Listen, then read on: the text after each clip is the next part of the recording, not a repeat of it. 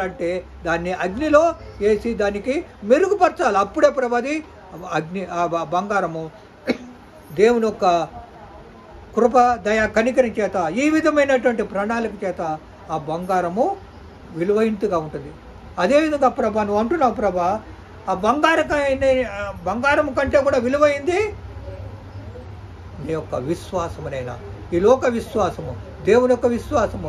దేవునిలో జీవించాలంటే దేవుని ఎంత విశ్వాసము కలిగి విశ్వాసములో జీవించేవాడే పరలోక వారసత్వం పొందుకుంటాడు. కాబట్టి ప్రభా విశ్వాసము చేత జీవించాలి ప్రభా. కాబట్టి నైనా అగ్ని పరీక్షలో ప్రభా ఆ సువర్ణ ఏలాగా ప్రభా నాయన బంగారం ఏలాగా విలువైనదిగా మారిపోతుంది. అదేగా ప్రభా మేము కూడా నాయన నీ యొక్క ప్రభా మా హృదయంలో ఉన్నటువంటి ఆ యొక్క వాంఛలన్నిటి తీర్చడానికి మేము ప్రభా నాయన మీ యొక్క కృప చేత జీవించడానికంటే ప్రభా నాయన విశ్వాసము ముఖ్యమైనది. అవును ప్రభా విశ్వాసం ఉంటేనే నీ యొక్క సన్నిధిలో మేము కాబట్టి ప్రభా పరిశుద్ధాత్మ మహిమ మాలో ఉండాలంటే నువ్వు కూడా అవును ప్రభా ఆయన పరిశుద్ధాత్మ మహిమ ప్రభా ఆయన తండ్రి అపోస్తుల కార్యంలో చెప్పినటువంటి 10వ అధ్యాయంలో ప్రభా నాయన తండ్రి కొర్నేలి ప్రభా చాలా నాయన తండ్రి దేవుని యందు భయభక్తులతో ఆయన అన్ని విధాల ప్రార్థన చేస్తూ కుటుంబంతో కూడా ప్రార్థన చేస్తుంది.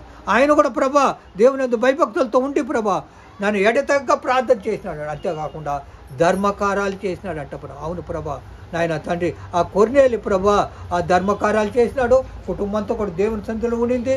ఆయన కూడా ప్రభా దీవారాత్రులు దేవుని యొక్క భయభక్తులతో దేవుని ఆరాధించి మైపరిచిన ఆ యొక్క కానీ ప్రభా అదే ఆ యొక్క కార్యాలు చేసినప్పుడు ప్రభా దేవుని యొక్క దూత ప్రభా ప్రత్యక్షమవుతున్నాయినా నాయన ప్రభు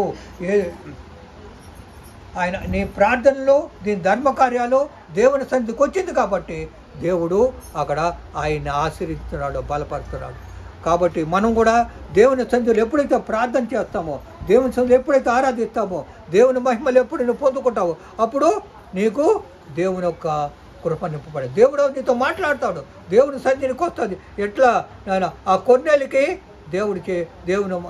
కొన్నేళ్ళు ఏం చేసినాడు ఆ కుటుంబంతో కూడా రక్షణ భాగం వచ్చింది. దేవుని ఆరాధించినారు. మేము ఆయన కూడా ఎల్లప్పుడూ దేవుని ఆరాధిస్తున్నాడు. అంతేకాకుండా ధర్మకార్య కట్ట కాబట్టి దేవుని యొక్క పరిశుద్ధత ఆయనకు వచ్చింది కాబట్టి ఆయన ఏం చేస్తాడు దేవుని లోబడి దేవుని చెప్పిన మాటలు వింటాడు.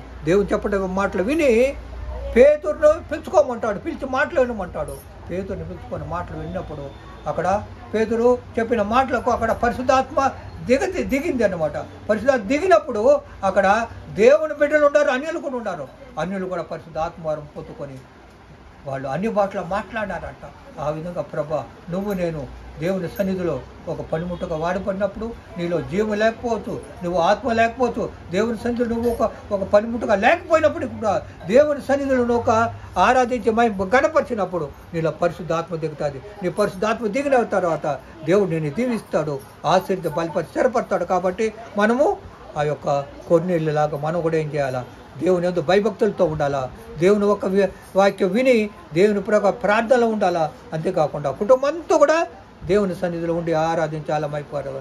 అంతేకాకుండా మూడవ విధంగా మనము ఏం చేయాలా దేవుని ఇష్టానుసారముగా మనం కూడా అనేకులకు సువార్త ప్రకటించేది కాకుండా దాన ధర్మం కూడా చేయాలి.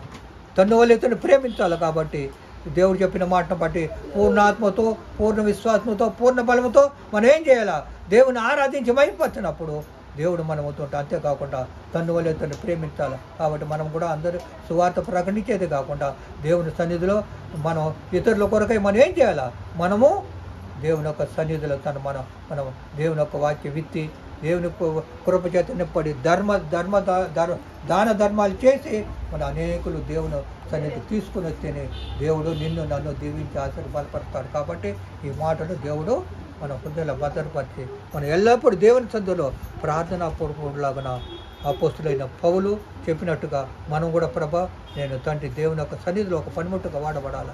మనం దేవుని సన్నిధిలో వాడబడినప్పుడు దేవుని యొక్క రెండో రాకుండా మనం అందరూ ఎత్తపడతాం. ఈ మాట మన హృదయంలో భద్రత జీవించుగాక. యేసునామములో ప్రార్థన చేద్దాం. యేసునామములో ప్రార్థన చేసి వేడుకుంటాం తండ్రి. ఆమేన్ ఆమేన్ ఆమేన్.